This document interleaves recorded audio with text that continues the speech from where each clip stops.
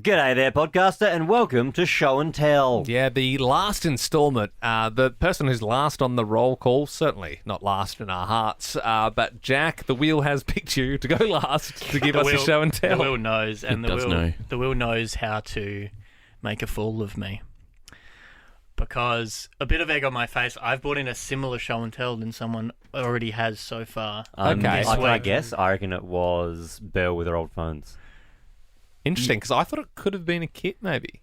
I was going to say Liam. It's a kit. Yeah. Oh, well, I And certainly haven't brought in tarot. Okay, and I think the kit was one of the flatter episodes. Oh, Liam. No, I think we were all in. It's anyway, cute. You're yeah. passionate. Oh, hang on. No, it's Tina. It's a collection of cards from your childhood. it's gloves. Ben, you're right.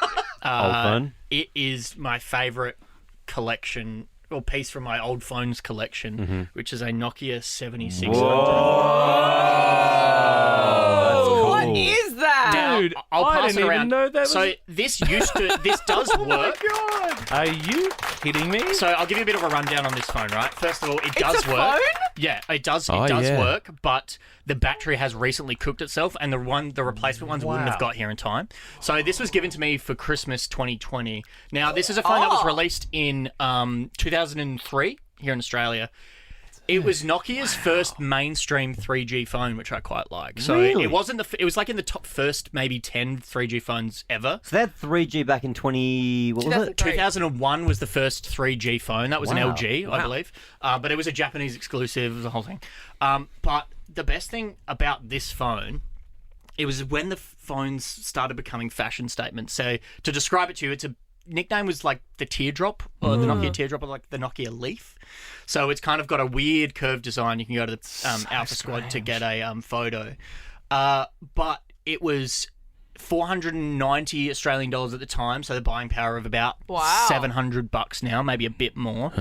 That's quite expensive. But the reason I love this so much is it was a gift, and it's the best gift I've ever been given. from? My now ex-girlfriend, but How much was that in 2020? she paid a lot of money for it. Really? Because it is a collectible item. And when we did turn it on, there was photos of the original owner in the Swiss Alps on that phone. Oh, you have to order a new battery. Yeah, so I'm going to get it. I played a bit of bounce on it, if anyone remembers that. Yes, I do. also, Yeah, it was yeah. one of the first phones for true customization. So if you Just give can it I, over, can I quickly mention, Yeah. I've got it in my hands at the moment, just a couple of things that I noticed about it that I love. It's got infrared. Yep. There's Remember on the infrared Game sensor. Boy when you had infrared? Yeah, right. So Yeah, you Yeah, just some have of it. these, some So of the phones. so it's like these days you've got AirDrop with iPhones. It's like you If two transfer people had data over. teardrops, you'd hold infrared, you'd touch, You'd and you'd actually have to transfer touch, data. yeah. But would that even, like, I never got the touch thing. I'm like, surely we had the technology to, like, you know what I mean? You Or could when text someone or phone Yeah. call someone, like, why do you have to touch? Yeah, to, because like, it was like file or something. it was so like you could text someone, but that would cost data. That would use data, whereas infrared would just transfer it physically through. And there was phones. always that guy at high school that said, or like primary school that said, "Oh, you've got to pour it in. You've got Yeah, to put it yeah. over like that." And the other thing, because it's got all the buttons differently than a standard mobile Yeah, it's phone. not a T9, but it is. On the right side where the zero is, it's got the blue eye with a circle around it. That's for internet, right? Yeah, so it was the first, because it was Nokia's first full foray into 3G. They had 3G versions of old phones that were released after that, so the release dates are a bit sketchy on the first 3G phone. I think it might have actually been the second, but it was the first internet phone, so for Nokia that had 3G. What's it called? It's the Nokia 7600.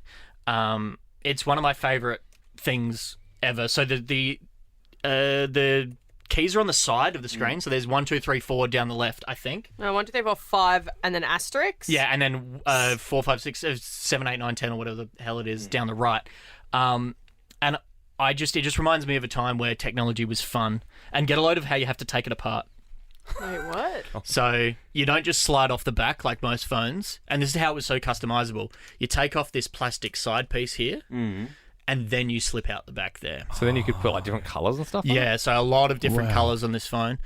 This is the grey variant. And I like how small it is. So when we were on Bell's show and tell, I also want small phones to make a comeback. If I've actually bought a bonus phone to show how much I love I small also phones. like on the bits that you say are customizable. You've got, so it's grey, but it's like patterned. It's like got textured. It's funny you mentioned the internet button as well, because I remember as a kid you were like so shit scared Oh, of yeah. pressing the Pressing internet it, button because then it yeah. would cost Yeah. you'd lose all your data. And they claimed that it was ergonomic. Not really. No, no. But this is the phone that is another piece of my collection, but it's not the main one for my Is that a Sony Sony Ericsson? This is a Sony Ericsson. That is the Sony that's- Ericsson. Walkman yeah. The W880. So this is a fingernail phone, I like to call it, because you have to hit the buttons with your fingernail Yes. because it's so small. They're like little lines. They're Yeah. not even buttons. This one's the adhesive is wearing off, so I won't pass it around too much. But this is how small I want phones to be, and I know that I owe my job to like candy bar touchscreen phones where you can have the internet on them. But if I didn't work my current job, I would get one of these in a heartbeat. And they just so sentimental for me, and I never got to own these because I wasn't rich enough as a kid. Oh, so Oh, so are you you got trying to these go up? back and get them as you get older? Yeah. It's cool. Yeah, Yeah, imagine so- watching TikTok on this thing. If I was going to do a shout out to anyone who has phones that they have just randomly and they don't want to put in landfill or you're not doing anything with, I will happily pay you Do you want to any ship of them mine? here. I would grab. You know, Really? do you Mine know are what? falling apart. No, but yours are so personal to you that I wouldn't want to take it. They're so and it's not because they're bejeweled. It's because you owned them and you have kept them for a reason, and Yeah, they seem okay. so personality-wise you. This Sony Ericsson is in good condition. Yeah. Yeah. Also, Sony it must be Jack heartbreaking that when they stop rolling out 3G, for example, because then all of a sudden that phone, Yeah.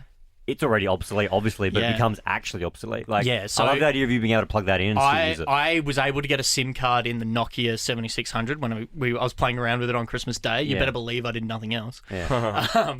And I couldn't properly figure out how to get it working, but there was apparently a way. But The 7600 reminds me of, you might have one in your collection, a Nokia N-Gage. Remember Yeah. them? Dude, with every phone I've had that includes the latest iPhone, and I have the whole history of the world information in my pocket, as we all do, the N-Gage is the best phone I've ever owned. I love that it's phone. a Engage. gaming phone. It was So like Yeah. it looked like a Oh, PSP. wow.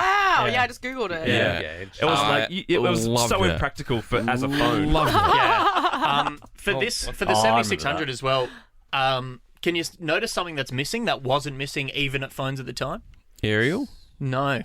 I noticed that it has my favourite part, which all mine have, is the hook to put your little There is charm, a charm Yeah. thing. But I love that. this is 2003. A lot of phones were adopting front-facing cameras, and it didn't have one. So this is also the time of the BlackBerry being Yeah. dominant, Yep. and so that's why if you didn't want a BlackBerry for business, you'd get something cool. And it was very popular in the UK, apparently. Can you hold it up to your ear? I just want to see what it looks like if you take a phone call. Yeah, where's the speaker? So the speaker is on the top So right, weird, like hey? nub of the. Yeah. Yeah, but so you then would hold where's, it up like where's that. the part where you speak into?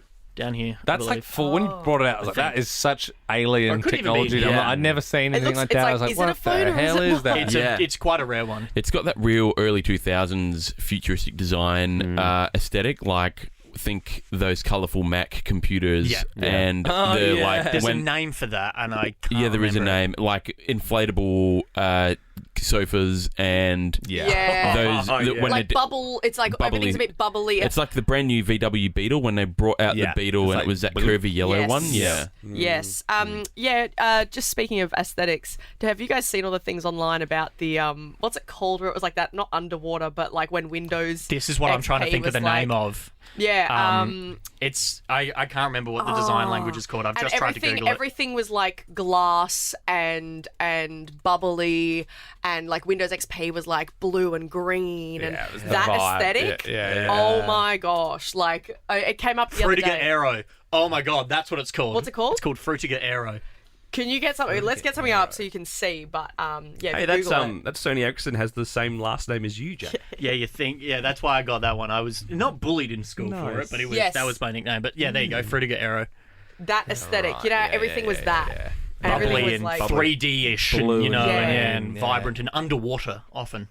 yeah. But sorry for running over time. I'm just very passionate about that, and Nah, it's cool. I Cool stuff. loved it when I was looking at Bell's old phone. So think thank it's you for called- bringing those in. It's called Frutiger Aero because Adrian Frutiger was a Swiss typeface designer, so Really? influenced a lot of the 20th century, i.e., early 2000s. Y2K design. And stuff. aero you can see because aero, everything's very like bubbly. Bubbly and Yeah. like inflated and.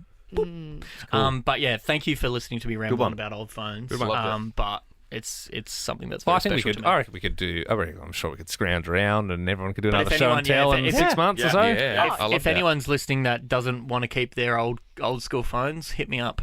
Send through to Jack. Yeah, I'll pay for that.